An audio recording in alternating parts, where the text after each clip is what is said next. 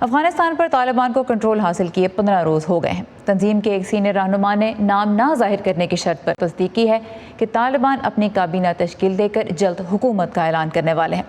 طالبان امیر سمیت اعلیٰ ترین قیادت اس سلسلے میں قندھار میں مشاورت کر رہی ہے۔ طالبان کے ترجمان ذبیح اللہ مجاہد نے بتایا کہ اب تک کسی سیاست دان کو حکومت میں شامل کرنے پر معاہدہ نہیں ہوا، اور بقول ذبیح اللہ کے حکومت میں شراکت داری ہماری توجہ کا مرکز نہیں ہے۔ اگرچہ قوم سے خطاب میں ایک اور سینئر طالبان لیڈر شیر محمد عباس تانکزئی نے کہا تھا کہ طالبان ایسی حکومت بنانا چاہتے ہیں جس میں سب کی نمائندگی ہو اور وہ اندرون اور بیرون ملک قبولیت بھی حاصل کرے۔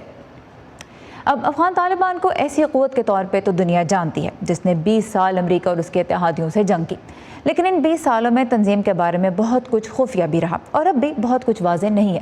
مثلا تنظیم کے امیر تو ملا ہیبت اللہ اخندزادہ ہیں، مگر نہ ہی وہ امریکہ کے ساتھ مذاکرات میں نظر آئے اور نہ اس وقت حکومت سازی کے لیے دوسروں سے جو مذاکرات جاری ہیں ان میں وہ نظر آ رہے ہیں۔ افغانستان میں طالبان کے دوبارہ آمد کے بعد ان کی طرف سے صرف ایک چھوٹا سا بیان سامنے آیا۔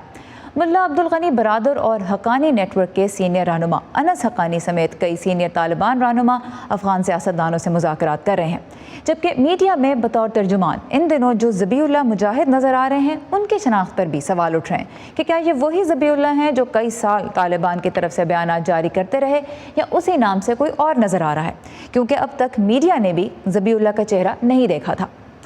تو طالبان کے امیر کہاں ہیں یہ واضح کیوں نہیں کیا جاتا، اور جو لوگ سامنے آتے ہیں ان کی بھی شناخت راز کیوں رکھی گئی؟ کیونکہ اگر آپ دیکھ رہے ہیں تو ملا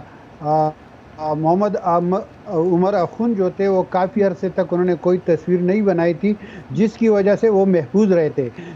جبکہ ملا اختر منصور جو تھا اس کی تصاویر سامنے آئی تھی تو وہ اس کو پھر ڈرون سے نشانہ بنایا گیا۔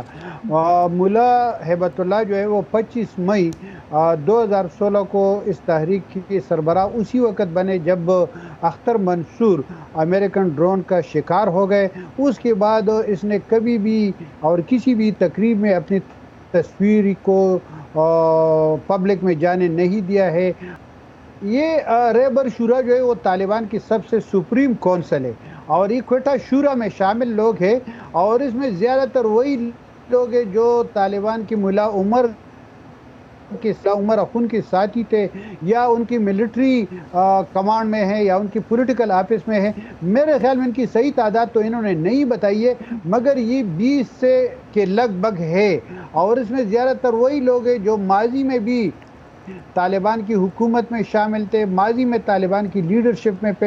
شامل تھے، کچھ اس میں دوحہ کانفرنس جو دوحہ پولیٹیکل آفس ہے اسی میں بھی شامل ہے، تو یہ وہی لوگ ہیں۔ اب ان کے نام تو سامنے نہیں آئے، مگر جہاں تک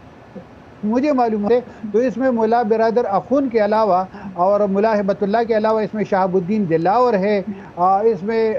سراج الدین حقانی ہے، اور اس میں ایک دو اور ہے جو پہلے بنی صدر ابراہیم کے نام سے جانا